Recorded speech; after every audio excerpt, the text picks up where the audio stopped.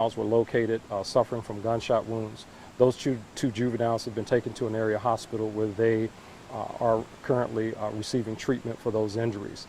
This case has been closed with the arrest of another student, 15-year-old student here from the school. What we know so far is that earlier this morning, one of the students came to the school. That student arrived at school and was not wearing the proper uniform. And while that student was not wearing the proper uniform, staff at the school offered to properly outfit this particular student. He declined to not put on the proper school uniform, and that student, he left the school. Shortly thereafter, about 15 minutes later, two other students showed up and attempted to walk past the officer or the security person who was operating the magnetometer. Those two students, when they got challenged about being wand, they elected to leave the school. Shortly after them leaving the school, there was an altercation that occurred just outside of the school between these three students. One of those students produced a firearm, firing, and two students were struck as a result who were involved in this altercation. This is a very unfortunate situation. It's very tragic that we're seeing firearms in the hands of young people who should not have them, and as a result of that, we have two young people suffering from gunshot wounds. I am very thankful that the security officer on the inside of the school was about their business. They made sure that no further injury or harm came to other students who were safely inside of the school. The individuals who were attempting to get in school were coming after school hours, so they essentially would have been truant. But this is what we see happen when young people are in possession of firearms. Again, just want to emphasize that the security officer did a great job here. In this case, is currently closed with the arrest of one person. There was a second incident that occurred before this, another incident that occurred before this over in the area of the 4700 block of Alabama Avenue. This did not occur inside of a school. It was about a block and a half away from a D.C. public school. There were several juveniles who were inside of a building, and while they were inside of the building, there was some type of dispute that happened inside of the building, and it appears that a person who was already inside of the building fired a shot, striking one of these juveniles. He has been taken to an area hospital where he is also receiving treatment. This juvenile who is receiving treatment, it appears that his condition is stable, again, but under surgery right at this moment. The suspect in this case will continue to work with our partners in D.C. Public Housing and the residents of the building. We're making a lot of progress on this case, and we hope to have that case closed out as well very soon. That is pretty much the update on both of these cases, these very unfortunate cases that we've had this morning. Chief, the suspect you arrested in connection with the ID's school Yes. shooting, was that the one who wasn't wearing a proper uniform who was tossed out? No, it does not appear he was one that was wearing. He was not the one who was not wearing the proper uniform. That's not. He's one of the ones who refused to get wand upon entering the school building. You said that they're both in the hospital receiving treatment right now. The one who was shot in the stomach, is he expected to survive? Yes. Okay, and the other one in the arm too as well? That's correct. What about that? Is he 15 years old, the suspect? It appears he's 15 years of age. And will he be charged as an adult? In the District of Columbia, he's not able to be charged as an adult. He's at the age of 15, so this would be a case that we'll work with our partners in the Office of the Attorney General. And where was he arrested? How soon was he arrested? In short proximity from the scene, responding officers from the Metropolitan Police Department were able to stop that individual and then place him under arrest. Can you tell us? Chief, were there any school resource officers, sworn officers here? So as you know, Pat, this is something I've been talking about for many months now, and not long ago, decisions were made to reduce the number of school resource officers that we have.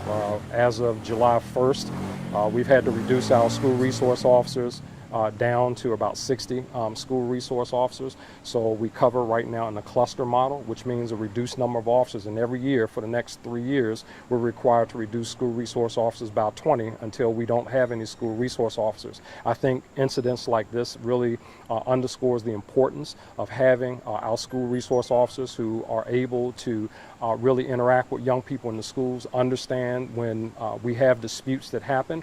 It's unfortunate. I'm kind of hearing some information right now that it may have been some kind of dispute between these individuals on yesterday that did not occur in the school. And as oftentimes you've heard me say that situations that oftentimes start in community will bleed over into the school. So we'll be working through this investigation to really get to the bottom of what happened here. But right now, the young man has been taken into custody. Can you tell us about the weapon that he used, the type of hand or gun that he used? All I know right now is it's a handgun, and it's a part of the very active investigation. Have you responded to any shootings at this school ever before? The neighbors say that this is relatively a quiet area when it comes to the school in particular. Yeah, I don't recall recently any shootings at this school, maybe in the neighborhood, but I mean, Dingwood is a great community. Certainly, there are a lot of longtime residents who live here in the Dingwood community, and I'm sure things like this are very upsetting for them, as it is for me. We want to do everything that we can to make sure that we get illegal firearms off of our streets. As I continue to talk about this, so far this year, we've taken 800 more firearms off our streets, over 2,000 illegal firearms off the streets of the District of Columbia. And when you're taking them off of children, the age of 15 years of age, who decides that, the best way to resolve a dispute is to pull a gun and shoot somebody in front of a school, that's unacceptable. And I don't care how old you are, you have to be held accountable. Sure, we want to make sure that services are offered to families, et cetera, who need them, but somebody's child is in the hospital as a result of reckless gun violence in our city, and we have to make sure that there's accountability for that. Two-part question. What do you say to others, young people who will think to do something like this? Because it seems like sometimes our suspects are getting younger and younger, which is frustrating for everyone. Yeah. And then also, school just started. What do you say to parents and other students to make sure that they feel safe at school? Yeah, well, parents have to talk to their kids first and foremost. I mean, I think it really, a lot of the stuff starts in the home. We have to be on top of what's happening with our children. Your children should not be leaving out of home and on the way to school in possession of a firearm or picking up a firearm on their way to school. I mean, again, that's just unacceptable behavior.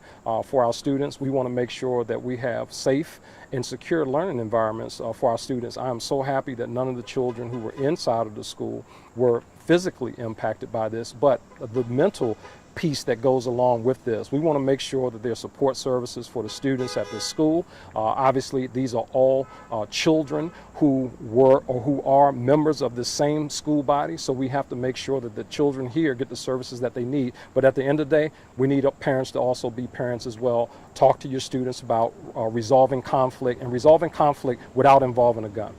All right, any other questions? Thank you. Yep. Good job, Chief. Is the school closed still in lockdown, and are they going to dismiss early? Do you know? No, we'll talk to the administration there. We're not sure whether or not they're going to dismiss just yet, but we're working through that with them. Okay, thank you, Chief. Thank you. Take care, brother.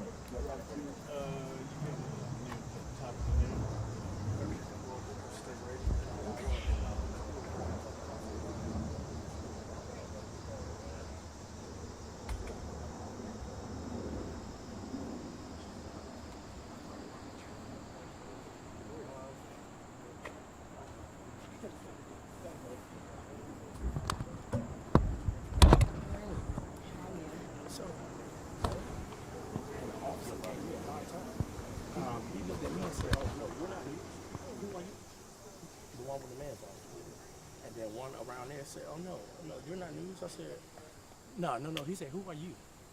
I said, he said, "No, you can't go across the town." I said, "I'm not trying to." He said, "Yeah, who are you?" I said, "Don't worry about it." He said, "No, who are you? I don't know who you are." I said, "It's the white shirt."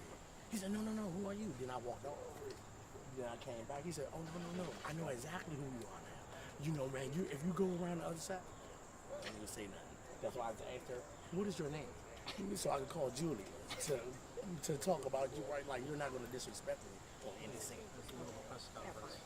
So now, since I know who you are, I'm going to handle it. Like, oh no, I want to. No, yes, you will. Yes, you will.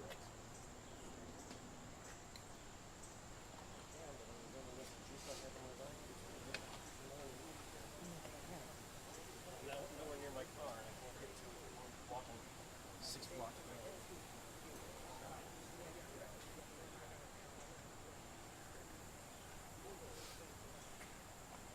Thanks, Ash, for that. Up there, they might come back. Not getting up soon.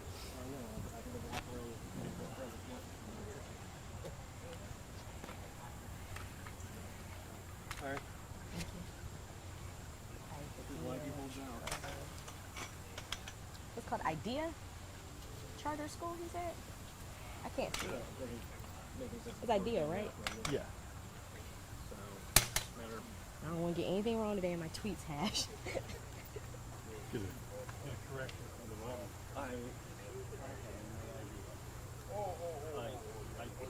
I got to my location, parked, and had to walk in to get to where I was.